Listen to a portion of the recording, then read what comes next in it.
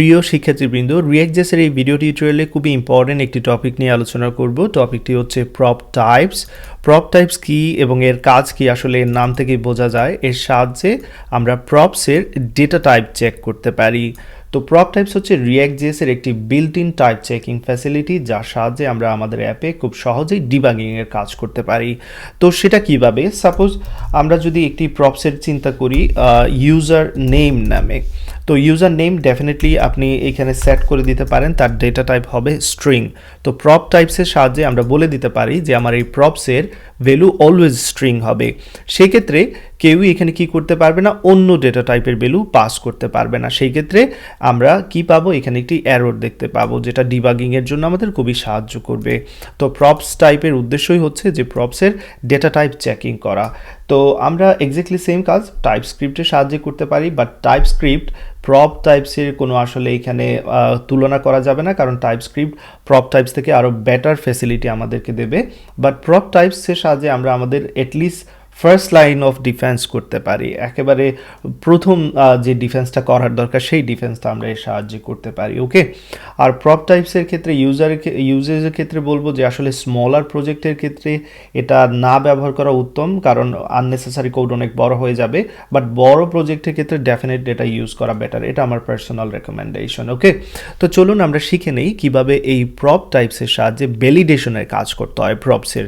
ওকে, তো সেই জন্য আমি এখান থেকে এটা সরিয়ে নিচ্ছি। এখানে আপনারা দেখতে পাচ্ছেন আমি জাস্ট H1 এর মধ্যে PropType লিখে দিয়েছি এবং এখানে আপনারা আউটপুট দেখতে পাচ্ছেন।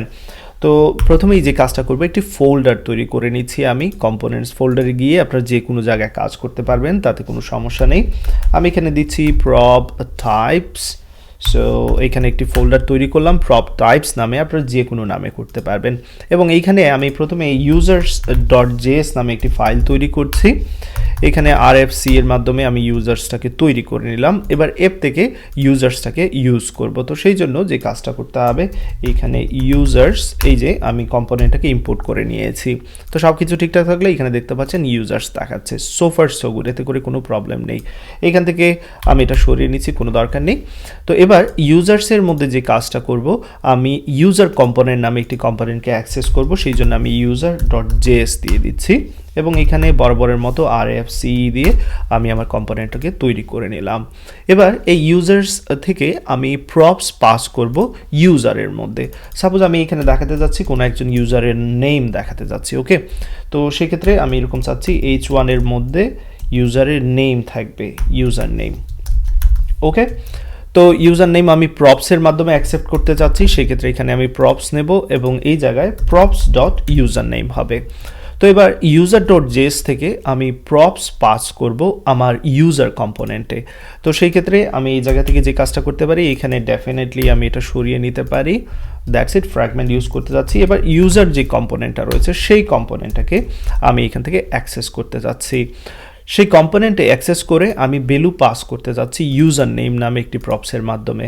তো সেই ক্ষেত্রে এখানে যে কাজটা করতে পারি, আমি এখানে একটি স্টেট নিয়ে কাজটা করতে পারি, অথবা চাইলে আলাদা আলাদাও করে করতে পারতাম। তো আমি এখানে স্টেট নিয়ে নিচ্ছি, নাম দিয়ে দিচ্ছি ইউজার নেম অ্যান্ড দেন দিচ্ছি সেট ইউজার নেম। স্টেট ছাড়াও এই কাজটা করতে পারতাম, বাট আপনাদের বোঝানোর সুবিধার্থে এবং যখন আমরা কাজ করব প্র্যাকটিক্যালি এরকম করব ডেফিনেটলি, সেই জন্য এখানে রেখে দিচ্ছি ইউজ স্টেট অ্যান্ড দেন যে কোনো একটা নাম এখানে দিয়ে দিচ্ছি। সাপোজ আমি দিচ্ছি আনিসুল ইসলাম।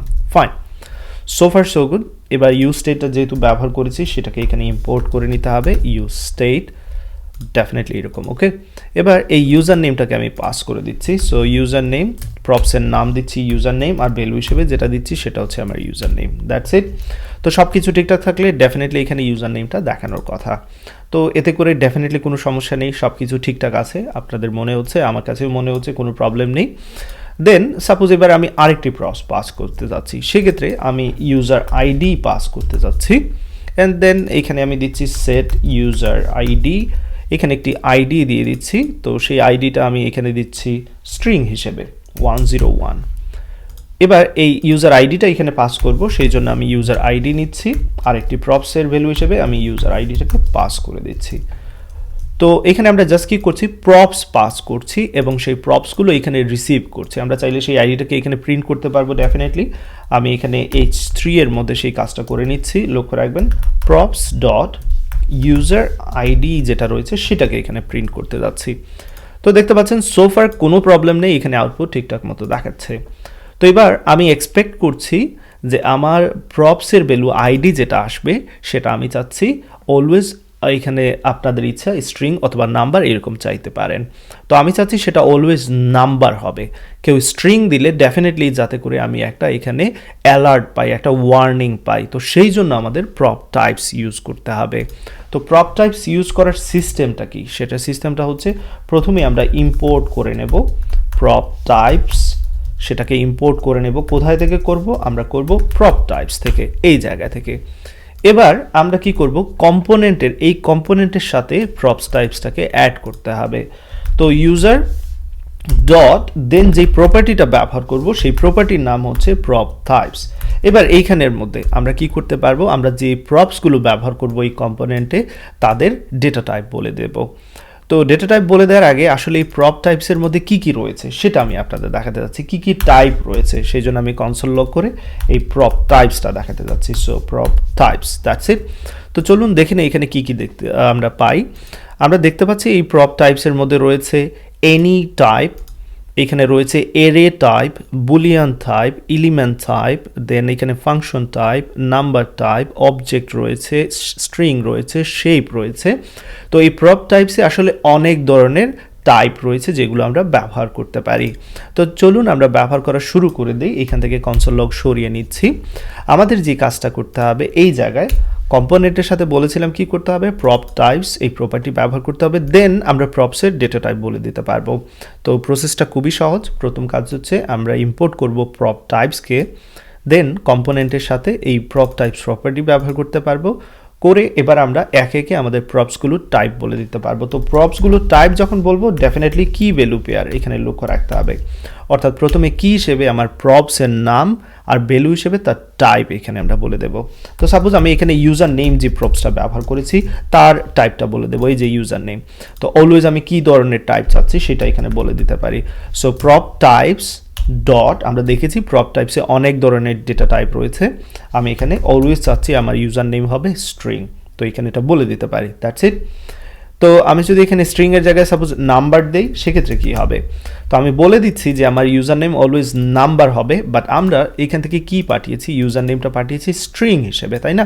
তো দেখি এখানে কোনো ওয়ার্নিং দেয় কিনা। চলুন, এই যে দেখতে পাচ্ছেন ওয়ার্নিং কিন্তু অলরেডি শুরু করা হয়ে গেছে। এই যে দেখাচ্ছে ইউজার নেম, এটা স্ট্রিং সাপ্লাই করছে, বাট আমরা এক্সপেক্ট করছিলাম নাম্বার, যেহেতু এখানে টাইপে বলে দিয়েছি নাম্বার। সো আশা করি এই যে ভ্যালিডেশনের বিষয়টা এখান থেকে আপনারা বুঝতে পারছেন। তো চলুন এবার আমরা পরবর্তী যেটা ইউজার আইডি তার জন্য সেট করে দিই। আমরা ইউজার আইডি বলে দিতে পারি এবং তার প্রপ টাইপস এখান থেকে আমরা বলে দিতে পারি, সেটা হবে নাম্বার। সো আমি এখানে যদি এবার রিলোড করি তাহলে দেখতে পাচ্ছেন এখানে বলছে যে এক্সপেক্ট নাম্বার। কোথায় এটা এক্সপেক্ট করছি আমরা এইখানে আইডির জন্য বলছে যে আমরা স্ট্রিং পাঠাচ্ছি প্রপস হিসেবে, বাট আমরা এক্সপেক্ট করছি নাম্বার। তো আসলে এটা সত্য কিনা আমরা দেখি, এই যে আমরা ইউজার আইডি হিসেবে এখান থেকে স্ট্রিং পাঠাচ্ছি, বাট আমি এক্সপেক্ট করছিলাম কি নাম্বার, আমার এই কম্পোনেন্ট এক্সপেক্ট করছিল নাম্বার। এবার আমি নাম্বার যেহেতু দিয়েছি সব কিছু ঠিকঠাক, কোনো প্রবলেম নেই। তাহলে একটি কম্পোনেন্টে প্রপসের ডেটা টাইপ কি আপনি কি হিসেবে ভ্যালু রিসিভ করতে চাচ্ছেন, কোন টাইপের ভ্যালু রিসিভ করতে চাচ্ছেন সেটা সেই কম্পোনেন্টের জন্য আপনি বলে দিতে পারবেন প্রপ টাইপসের মাধ্যমে। এতে করে আপনার ডিবাগিং প্রসিডিওর অনেক ইজি হবে। আপনার কোডে কোনো প্রবলেম হলে সেটা আপনি খুব সহজেই বুঝতে পারবেন এই কম্পোনেন্টে টাইপ রিলেটেড কোনো প্রবলেম হলে। ফাইন। তো পরবর্তীতে আমরা দেখি আরও কিছু এখানে পাস করতে পারি কিনা। আমরা চাইলে অবজেক্ট নিয়েও কাজ করতে পারি, তবে তার আগে এখানে আরেকটি প্রপার্টির সাথে আমি পরিচয় করে দিতে চাই। আপনারা একটি প্রপার্টির সাথে পরিচিত হয়েছেন প্রপ টাইপস, আমরা চাইলে এক্স্যাক্টলি ডিফল্ট টাইপস নামে আরেকটি প্রপার্টির সাথে পরিচিত হতে পারি, ডিফল্ট টাইপস। তো এর সাহায্যে আমরা কিছু ডিফল্ট ভ্যালু দিয়ে দিতে পারি, যদি ইন কেস এই প্রপসগুলোর কোনো ভ্যালু না আসে সেক্ষেত্রে ডিফল্ট ভ্যালু আমরা সেট করে দিতে পারি। সাপোজ আমি ইউজার নেমের জন্য বলে দিচ্ছি default name, say for example এইরকম একটা ভ্যালু দিয়ে দিচ্ছি। আর ইউজার আইডির জন্য আমি এক্স্যাক্টলি সেম কাজ করতে পারি। ইউজার আইডি হিসেবে আমি এখানে বলে দিচ্ছি যেহেতু নাম্বার হবে সেক্ষেত্রে আমি এরকম একটা নাম্বার দিয়ে দিচ্ছি। Okay, fine. So far so good, অথবা চাইলে এখানে আমি 0 বসিয়ে দিতে পারি। তো এবার আমরা যদি ইন কেস এই প্রপসগুলোর ভ্যালু না আসে সেক্ষেত্রে আমরা এই ডিফল্ট ভ্যালুগুলো এখানে দেখতে পাবো এই জায়গায়। তো আমি সেভ করে নিচ্ছি। ডেফিনেটলি এখানে এই ভ্যালুগুলো দেখাবে না, কারণ আমরা প্রপসের ভ্যালু এখান থেকে কি করছি, পাস করছি। বাট যদি পাস না করি, সাপোজ আমি এখান থেকে আইডিটা পাস করলাম না, সেক্ষেত্রে কি হবে? তো আমি এখানে যে মিস্টেকটা করেছি, আসলে ডিফল্ট প্রপস হবে। আমি এখানে নিশ্চয়ই এটা খেয়াল করিনি, আপনারা এটা ঠিক করে নেবেন। এখানে ডিফল্ট প্রপস হবে, কারণ আমরা চাচ্ছি ডিফল্ট প্রপসের ভ্যালু কি দেখাবে সেটা এখানে সেট করতে যাচ্ছি। তো আমি ইউজার থেকে কোনো ভ্যালু দেইনি, তারপরও কিন্তু এখানে ভ্যালু দেখাচ্ছে, কারণ ডিফল্ট ভ্যালু হিসেবে আমি ইউজার আইডিতে 0 সেট করে দিয়েছিলাম। এখান থেকে যদি নামটা তুলে দেই, সেক্ষেত্রে কি হবে নিশ্চয়ই আপনারা বুঝতে পেরেছেন। যদিও কোনো এখানে নাম আমি পাস করিনি, বাট এইখানে আমি ডিফল্ট প্রপস হিসেবে ডিফল্ট নেম দিয়েছিলাম ভ্যালুটা, সেটাই কিন্তু এখানে দেখাবে। তো আশা করি এতটুকু নিশ্চয়ই আপনারা বুঝতে পেরেছেন। তো এবার চলুন আমরা আরেকটু ডিফিকাল্ট অবজেক্ট নিয়ে কাজ করি, আরেকটু কমপ্লেক্স ডেটা নিয়ে কাজ করি। তো সেই জন্য আমি যে কাজটা করব, আমি এখান থেকে এগুলো সরিয়ে দিচ্ছি, এখান থেকে এগুলো সরিয়ে দিচ্ছি, অ্যান্ড দেন আমি এটাও সরিয়ে দিচ্ছি, এতটুকু করে নিচ্ছি। এখানে যে কাজটা করব, আমি ইউজার নামে একটি স্টেট নিচ্ছি এবং সেট ইউজার নিচ্ছি। তো সেই স্টেটের মধ্যে আমি এখানে যে কাজটা করব, অবজেক্ট পাস করব। সাপোজ আইডি দিচ্ছি, আইডি 1302020017 দিচ্ছি, নেম দিচ্ছি এবং নেমের ভ্যালু হিসেবে এখানে দিচ্ছি সাপোজ আমার নাম। ফাইন। তো এবার আমরা এখান থেকে কি পাস করছি, একটি অবজেক্ট পাস করছি। তো সেই অবজেক্টের আমি এখানে প্রপ টাইপ কীভাবে সেট করব সেটা খুবই সহজ। আমি এখান থেকে আপাতত এগুলো সরিয়ে নিচ্ছি এবং এখানে কিছুই দিচ্ছি না, জাস্ট ওয়েলকাম রেখে দিচ্ছি। ফাইন। তো আমরা জানি এখানে প্রপসের মধ্যে কি চলে আসবে, আমাদের কনসোল লগে আমরা চেক করতে পারি প্রপস ডট ইউজার, আমরা ইউজারের ভ্যালুগুলো পাবো, সেটা আমরা এখানে চেক করতে পারি। এই যে দেখতে পাচ্ছেন ইউজারের ভ্যালু চলে আসছে। এবার এইখানে ভ্যালিডেশনটা কিভাবে করব, টাইপ চেকিংটা কিভাবে করব, তো সেই জন্য আমি ইউজারের টাইপ চেকিং খুব সহজে করতে পারি। ইউজারের জন্য প্রপ টাইপস, এখানে আমি বলে দিতে পারি যেটা হচ্ছে প্রপ টাইপসের dot object. Okay, and then এখানে আমরা চাইলে ইজ রিকোয়ার্ডও ব্যবহার করতে পারি, যেটা আগে আমি ব্যবহার করিনি। এখানে আপনারা চাইলে ইজ রিকোয়ার্ড করতে পারেন, তো যেটা মাস্ট লাগবেই সেরকম আমি বলে দিতে পারি। তো দেখতে পাচ্ছেন এখানে কোনো এরর দেখাচ্ছে না। বাট আমি অবজেক্ট যদি না সেন্ড করে আমি এরকম করতাম, সাপোজ এখানে অ্যাপ থেকে আমার যে users.js থেকে এখানে যদি আমি অবজেক্ট সেন্ড না করে আমি স্ট্রিং সেন্ড করতাম, সাপোজ আমি এখান থেকে এতটুকু সরিয়ে নিচ্ছি, আমি জাস্ট এখানে দিচ্ছি স্ট্রিং দিচ্ছি, আনিসুল দিচ্ছি। এবার কিন্তু ডেফিনেটলি এখানে এরর দেখাবে, কারণ আমরা এক্সপেক্ট করছি অবজেক্ট, বাট আমরা পাস করেছি কম্পোনেন্টে কি পাস করেছি, স্ট্রিং পাস করেছি। তো আশা করি এটা নিশ্চয়ই এখান থেকে বুঝতে পেরেছেন যে অবজেক্ট টাইপের বিষয়টা।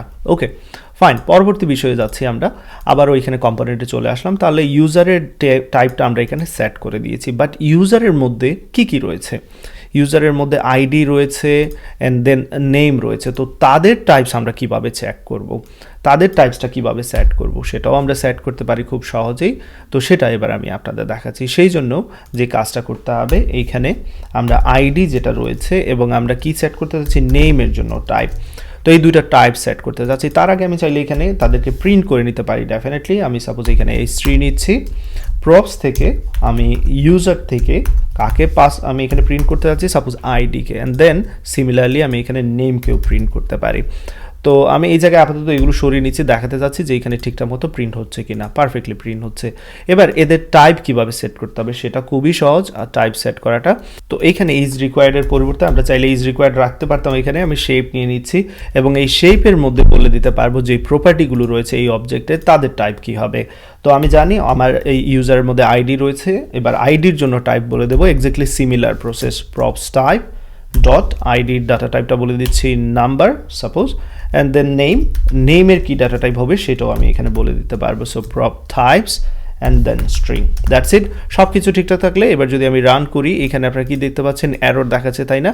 বাট কোনো প্রবলেম নেই, আমরা আসলে এই জায়গায় মিস্টেক করছি, প্রপ টাইপস ডট শেপ আমরা ডিরেক্টলি ইউজ করতে পারি। তাহলে আপনারা নিশ্চয়ই শিখে গিয়েছেন যে কোনো একটা অবজেক্টের তার প্রপার্টিগুলো টাইপ কীভাবে সেট করতে হয়। তো আমাদের ইউজার যে অবজেক্ট ছিল তার প্রপস টাইপ আমরা সেট করছি শেপের মাধ্যমে, কারণ ইউজারের মধ্যে আমরা জানি প্রপার্টি রয়েছে আইডি এবং নেম। সো সেক্ষেত্রে শেপ ব্যবহার করতে হবে এখানে, যদি আপনারা অবজেক্টের মধ্যে প্রপার্টিগুলোর প্রপ টাইপ সেট করতে চান সেক্ষেত্রে এই প্রসেসটা ফলো করতে হবে। তো আশা করি এতটুকু নিশ্চয়ই আপনারা বুঝতে পেরেছেন, এই ভিডিও এতটুকু থাকবে। বাট যাবার আগে এখানে আরেকটা বিষয় আমি আপনাদের দেখাতে চাই। আমি সে ফর এক্সাম্পল এই পুরো জিনিসটাকে কমেন্ট করে নিচ্ছি।